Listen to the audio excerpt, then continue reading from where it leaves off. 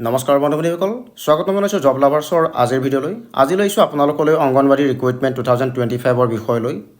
তো বন্ধুসকল আপোনালোকক ইয়াতে টোটেল পোষ্ট কিমান দিয়া হৈছে কোৱালিফিকেশ্যন কিমান বিচৰা হৈছে ষ্টাৰ্ট ডেট কেতিয়াৰ পৰা আৰু লাষ্ট ডেট কেতিয়ালৈকে আছে এই সম্পূৰ্ণ সবিশেষ তথ্য আপোনালোকক জনাবলৈ গৈ আছোঁ সেয়েহে ভিডিঅ'টি শেষলৈকে চাব আৰু যদিহে আপোনালোকে মোৰ ভিডিঅ' পোনপ্ৰথমবাৰৰ বাবে চাই আছে তেন্তে মোৰ চেনেলটিক ছাবস্ক্ৰাইব কৰি ল'ব তে বন্ধুসকল আহক আপোনালোকক ইয়াতে পোষ্ট নেম দিয়া হৈছে অংগনবাড়ী ৱৰ্কাৰ্ছ অৰ্গেনাইজেশ্যন দিয়া হৈছে social welfare Assam total post দিছে 69 পোষ্ট কোৱালিফিকেশ্যন বিচৰা হৈছে 10 পাছ এপ্লিকেশ্যন প্ৰচেছ অফলাইন আৰু আপোনালোকে ইয়াতে ষ্টাৰ্ট ডেট দিছে 7 জানুৱাৰী 2025 আৰু লাষ্ট ডেট দিয়া হৈছে 24 জানুৱাৰী 2025 অংগনবাড়ী ৰিক্ৰুইটমেণ্ট ডিটেইলছ দিয়া হৈছে ইয়াতে name of post worker and helper ইয়াতে অংগনবাড়ী ৱৰ্কাৰ পোষ্টৰ কাৰণে আপোনাক দিছে 4টা পোষ্ট অংগনবাড়ী হেল্পাৰৰ কাৰণে আপোনাক দিছে 65টা পোষ্ট আৰু নেম অফ CDPO অফিচ দিছে আপোনাৰ উজনি মাজুলী আৰু কমলাবাৰী নেম অফ প্ৰজেক্ট দিয়া হৈছে ইণ্টাগ্ৰেটেড child development service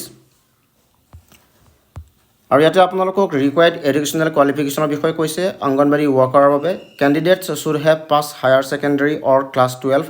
from a recognised institute if any area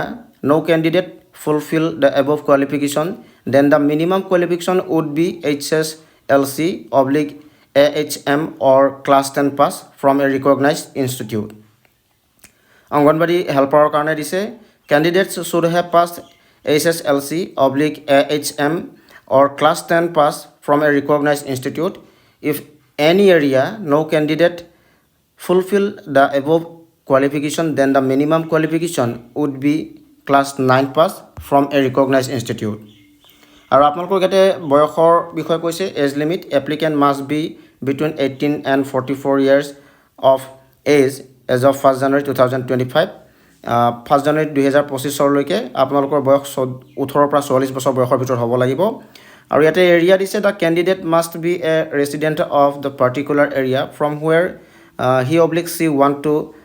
submit his/her applicant for recruitment আৰু আপোনালোকক ইয়াতে দিছে remuneration will vary according to the post category the details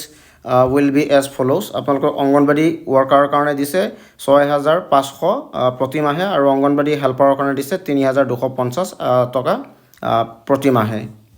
তো বন্ধুসকল এয়াই আছিল আজিৰ ভিডিঅ' বন্ধুসকল ভিডিঅ'টি চাই কেনে পালে জনাব আৰু যদি ভিডিঅ'টি চাই ভাল লাগিল আৰু ভিডিঅ'টি আপোনাক অকণমান হ'লেও সহায় কৰিছে তে লাইক আৰু শ্বেয়াৰ কৰি দিব আৰু এনে কিছু নতুন নতুন চাকৰিৰ বিষয়ে জানিবলৈ মোৰ লগত জড়িত হৈ থাকিব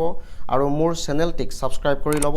এনে কিছু নতুন নতুন চাকৰিৰ বিষয় লৈ পুনৰ এটি নতুন ভিডিঅ'ত লগ পোৱাৰ আশাৰে ধন্যবাদ